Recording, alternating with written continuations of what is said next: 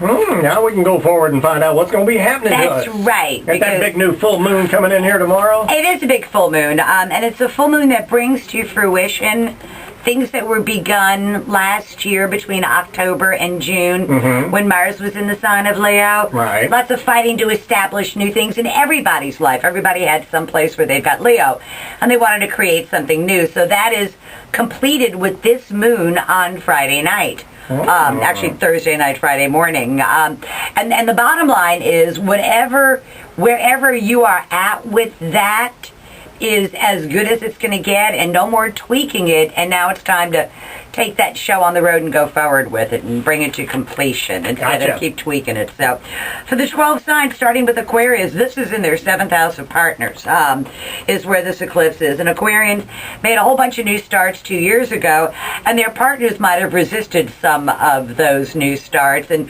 whatever that fight is, it's over on Friday.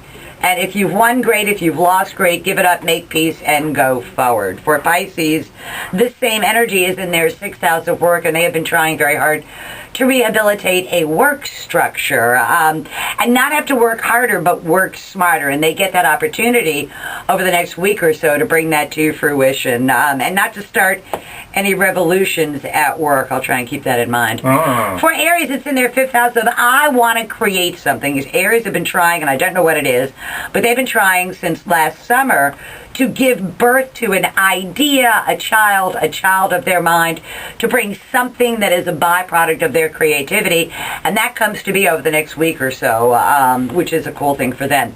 For Tauruses, they have been dealing with some sort of issue at home, and this issue at home has just gone on and on and on, like Hosni Mubarak found out, and that comes to an end on Friday.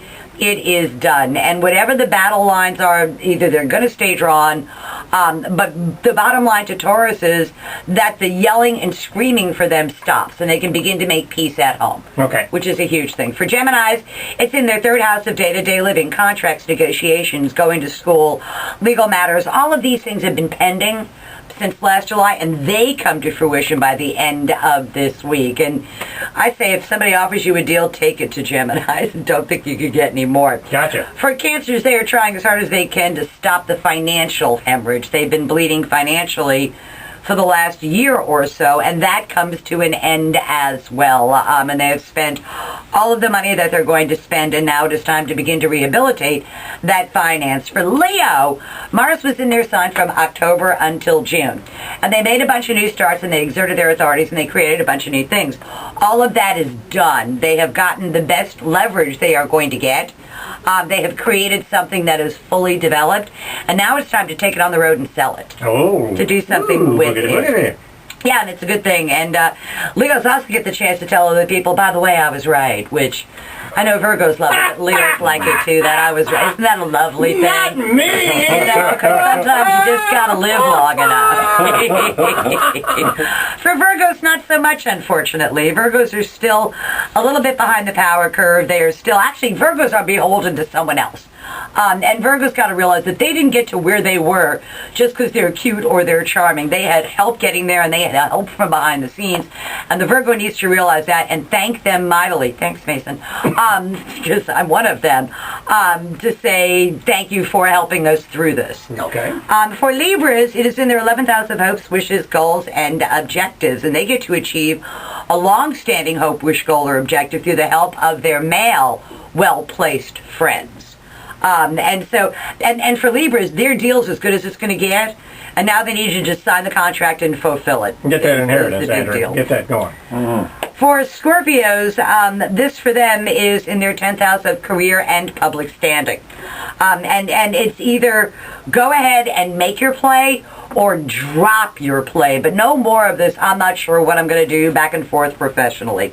For Sagittarians, the law is on their side. Legal, educational, travel matters, important matters at a distance, and something you were dealing with last year actually gets resolved legally in your favor. I don't know what you can do with that, but it really clears the deck for you for new action. And then for Capricorn, the last sign, other people's resources flowing your way. Capricorns are trying very, very hard to maximize existing resources rather than looking for new ones. But Capricorn, it's a great time to ask for help. It's a great time to ask for money. It's a great time for your bank to actually go forward and refinance your loan, which would be a really cool thing for them. So for me, I think these 12 signs with this particular eclipse finally brings to fruition stuff that was going on last year. And whatever the deal is, it's not going to get any better.